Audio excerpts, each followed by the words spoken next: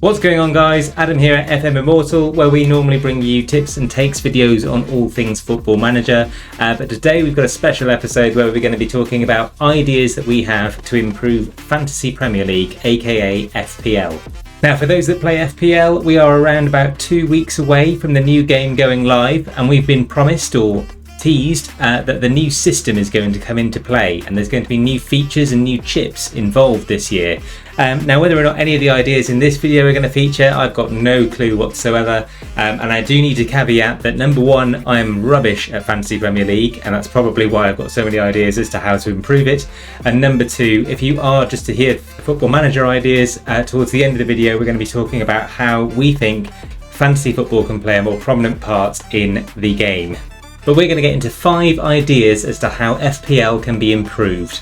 So let's get right into it. Now, the first big idea, number one, is there needs to be more data involved in Fantasy Premier League. And of course, I'm saying that as a Football Manager fan.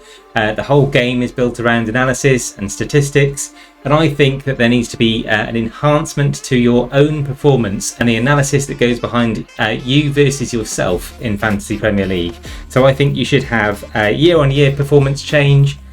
So how are you doing in game week 35 last year versus how you're doing this year? I think you need to see more about your personal bests as well. So your biggest points haul in a single game week, your biggest points haul in a game month, the biggest player points haul that you've ever had that you can always strive to improve on, and even your highest position in the overall rankings of all time. So you've got something to compete against if you're doing really badly in the league otherwise. And something else that I think should be in the game, and I'm not sure how frustrating it would be versus how beneficial, but I think there should be a evaluation of your performance with and without the changes that you've made in that game week. So you should be able to look at what would have happened if you didn't change your captain, or if you didn't make that transfer, or if you didn't move your bench around.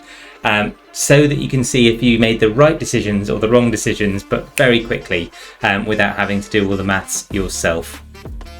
The second key area that I would like improving is around squad size and how the squads are diversified. So I think that the game now is played with more players. There's 5 substitutions now in a Premier League match, and that's not really replicated in FPL. And I think what they ought to do is have a bigger bench. So I think a goalkeeper plus 5 outfield players. And the other additional thing that I've changed there is that your primary substitute would always score points. So I think there needs to be more scoring of points, and I'll get into that in a second. But I'm suggesting a squad then of 17 players and a fielded number of 12 per week. I also think that they need to diversify the defenders a little bit. I think everyone always has a back four of fullbacks because obviously they've got more attacking returns, and there's nothing really bringing you towards a centre-back unless you get a Van Dijk that goes on a scoring spree or something to that effect. So I would say that you should have 2 slots for centre-backs and 2 slots for fullbacks in your squad, and then 1 of each in your on your bench. The next thing that I would change, and this is pure fun, it's more prizes for players. So many ideas here of how they can incorporate more prizes and more things to go after with every game month to keep interest of players, and to grow that user base as well. There should be more cup competitions. So currently I think the cup competition starts in game week 18. I think they should have probably 3 cups throughout the entire season. I think there should be manager of the month prizes given out, and maybe a 1st, 2nd and 3rd as well. That could be a cash value thing, or maybe tickets to go see matches. I also think there should be a mini game wherein every manager can submit who they believe is going to be the player of the week. So the player that gets the most points. So the idea being that when you submitted your team for the week, you also get a chance to pick from the entire player pool who you think is going to score the most points that weekend. And all of the winners of that entry are put into a hat, and one lucky winner will get a prize. If it's a draw between 2 or 3 players for the end of the game week, then everyone that voted on those gets lumped in, and only one winner gets drawn from the hat. But I just think it's an additional mini game that would really help keep everyone interested, and and more prizes is more fun. You could even have a prize for the best original team name of the campaign. We're going to be going with this, but yeah, feel free to steal that if you want. So we've talked more data, bigger squads and more prizes, but now we're getting into the meat of it. So a big thing I'd like to change is the point scoring, and I think that currently there's a few areas that need real improvements made here. Number one, the bonus point system. So you'll all be familiar if you've played the game that there's a 3, a 2 and a 1 given out in bonus points at the end of every match. But currently, if there's a goal scorer in that match, they just jump straight to the top, and it doesn't really reflect if there's been a best performing player. So a goalkeeper may lose 1-0 but make 14 saves, and still the person that scored the winning goal goes straight to the top of that bonus point system. So I think some improvements there, incorporating more things like tackles and chances created, would be a really good enhancement, and I'd like to see that evolve. The next thing, and this is a radical one, for me, I hate the -4 points per transfer over your free transfer every week, and instead of a negative being applied when you make transfers, I think a positive should be applied when you retain players. So I would flip it on its head, basically have a wild card available to you every week. It's a radical change and one that I would love because I tinker with my squad every time.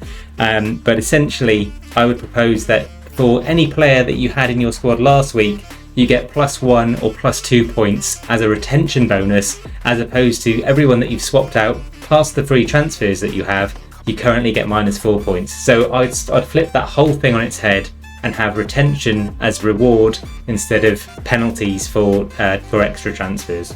And then lastly, in terms of point scoring, it's a overhaul to the way that you score points, and nothing radical from the point of view of how defenders, midfielders or strikers get points for goals and assists, but I think there should be more ways of scoring points for those players that currently are never in a fantasy football side. So the defensive midfielders, the centre-backs as I mentioned, I think an improvement to goalkeepers is necessary, and even for chances created. So currently, goalkeepers will get an extra point for every 3 saves that they make in a match. And I think something similar could be done for things like shots on target, chances created, tackles per game as well. And I even think that saves should be dropped down from 3 to 2, so that there's more focus not on the strikers and Erling Haaland, but on the rest of the pitch as well. So more points created would be one of the big changes that I'd like to bring.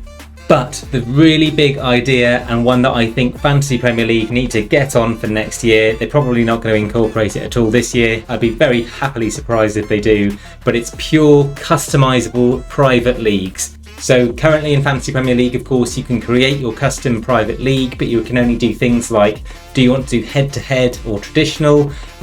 When do you want to start scoring points? And yeah, I think that's basically it. I would say that you can take all of those ideas that we've just gone through, throw them into the customizability of the private league, add in things like how often you can change your team, is there a transfer budget, yes or no, is there a certain squad size that you want to incorporate, and should there be deductions for making transfers. So imagine if you had all of these things as permutations to your own league that you played with friends. You might want to say that you can only make 1 change to your squad per month, but it can be anything, so basically a wild card every month, or it could be that you stick with game week transfers, but there's no squad limit in terms of cost, so you don't have a ceiling of 100 million or whatever it would be this year, or it could even be that you only have 5 players each or something to that effect. But that for me is the master key that unlocks how Fantasy Premier League can be played in the future, and that is people creating their own customised leagues, and then FPL saying, you know what, this is by far the most popular format amongst the private leagues, we're going to roll that out in terms of changes for next year. And that's how they can learn from their user base and really make the game what everyone wants it to be. So those are my ideas for FPL enhancements. Let me know what you think in the comments, and if you've got any others, stick them in there as well, and then we can get after a tier list like we've done for Football Manager. But moving on to Football Manager ideas, I would like to see a mini game at the start of every season that you play fantasy football against the rest of the managers in your league. And it's just a one-touch thing. You don't have to make transfers throughout the season, but you get to essentially pick who you think is going to be doing well, and it can use all the stats that are in the game already and some simple point system. just to see if you can better predict how teams and individuals are going to perform against, whoever it is your rivals are in the league. I'd also like to see some more comments around fantasy football in the social media feed of Football Manager, so that's always a fun one to go to, and some of the comments that come through are already hilarious. But things like Pep Roulette, if your manager was also called out as the kind of roulette tactician who always chopped and changed the team and was frustrating fans, I think that would be really funny. And also I think at the end of the season, awards being given to your players, maybe in some kind of ceremony that you attend, from the FPL community and from fantasy football. And of course, it would be great in press conferences if the last question was, is this player going to start? He's in my fantasy team. But what do you think Football Manager needs in terms of a crossover with fantasy football? Would you like to play that mini game that I talked about, or do you think that's just too much admin and it detracts from the game itself? Let me know down in the comments. But that's all we've got time for today, guys. I hope you like my ideas on FPL. If that tickles your fancy, head over to our channel for more ideas on Football Manager. And until next time, adios.